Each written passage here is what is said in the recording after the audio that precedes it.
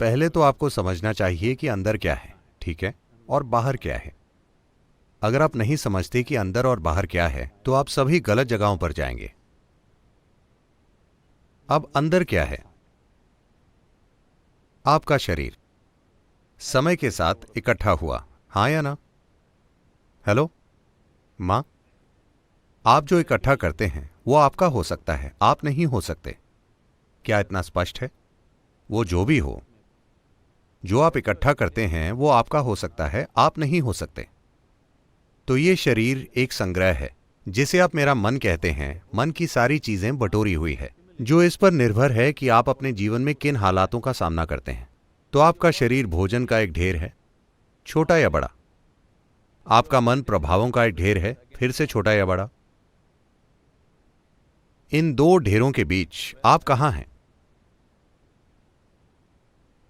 तो अंदर बाहर इन शब्दों को छोड़ दीजिए, क्योंकि जब भाषा की बात आती है तो सिर्फ उतनी ही गुंजाइश है। तो उसके अंदर शायद अलग अलग लोग उसे अलग अलग रूप में इस्तेमाल करने की कोशिश कर रहे हैं। हम नहीं जानते कि उन्होंने किस संदर्भ में इस्तेमाल किया। आपने हर किसी को एक ही बंडल में रखा और कहा, आप सभी ने ये कहा। मैं नहीं जानता कि ये सब लोग कौन है। अलग अलग लोगों ने अपने आसपास अलग अलग तरीके अपनाए। अपने आसपास के लोगों को देखते हुए जो उनके आसपास के लोगों के लिए सबसे उपयुक्त था उसके अनुसार उन्होंने काम किया होगा। इसकी संभावना है। अगर वो ईमानदार हैं तो उन्होंने अपने आसपास के लोगों के साथ काम किया होगा, किसी और के सिद्धांतों के साथ नहीं।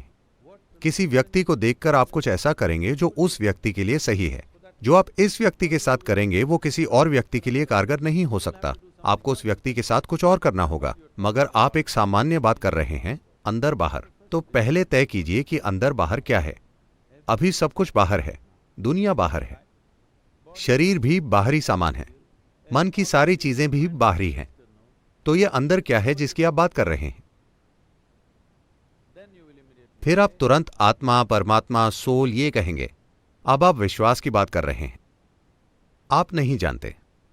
आप जानते हैं आपके पास एक शरीर है। हाँ, हेलो, प्लीज अपने पड़ोसियों को चेक कीजिए। आप जानते हैं आपके पास एक शरीर है।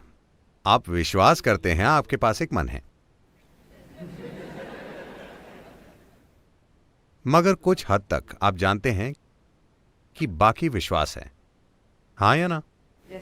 मैं ये सवाल नहीं कर रहा कि ये सच है या झूठ, चलिए वहां नहीं जाते। मगर ये एक विश्वास है, ये अब तक आपके अनुभव में नहीं है। अगर आप किसी चीज के बारे में बोलते हैं जो अब तक आपके अनुभव में नहीं है, साफ साफ कहें तो आप बस एक झूठे हैं। इसका यही मतलब है। मगर क्योंकि झूठ पवित्र है, झूठ धर्म ग्रंथों में लिखा है, झूठ तमाम लोग दोहराते रहते हैं जो तरह तरह के कपड़े पहनते हैं, जो मूर्ख होते हुए भी पवित्र माने जाते हैं। इसके कारण आपसे इन शब्दों पर सवाल उठाने की उम्मीद नहीं की जाती। आप कहीं जाएं, पहली चीज लोग कहते हैं, सदगुरु सोल क्या है? मैं उनसे पूछता हूं, कौन सा सोल, दायां या बायां?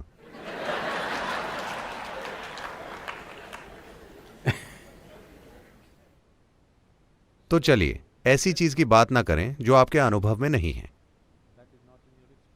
अभी आपका शरीर कुछ हद तक आपके अनुभव में है, आपका मन कुछ हद तक आपके अनुभव में है, बाकी आप नहीं जानते। मगर हम अंदाजा लगा सकते हैं। अगर मुझे इतना शरीर इकट्ठा करना है, अगर मुझे इतना मन इकट्ठा करना है, तो कुछ अधिक मूलभूत जरूर वहां होगा। हां, कोई अधिक मूलभूत चीज वहां होगी, हम नहीं जानते कि वो क्या है।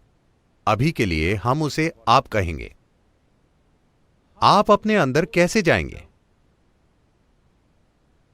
मैं पूछ रहा हूं। आप इस हॉल में आ सकते हैं, आप इस हॉल से बाहर जा सकते हैं। आप अपने अंदर कैसे जाएंगे? मैं पूछ रहा हूं। यह कहना कि इसे छोड़ देते हैं, यह तरीका नहीं है। आप इस तरह कीजिए, जो आप नहीं हैं उन सब चीजों को आप किनारे रख दीजिए। तो आज अगर आप सोने जाने से पहले हर वो चीज जो आप नहीं हैं उसे एक तरफ रख दीजिए। वो आपके लिए कीमती हो सकती है। आप उसके बारे में सोचिए। आपका घर, क्या वो आप हैं? ओह, मेरा घर, ठीक है, उसे लेकर आप बहुत भावुक हैं, मगर ठीक है, उसे एक तरफ रख दीजिए।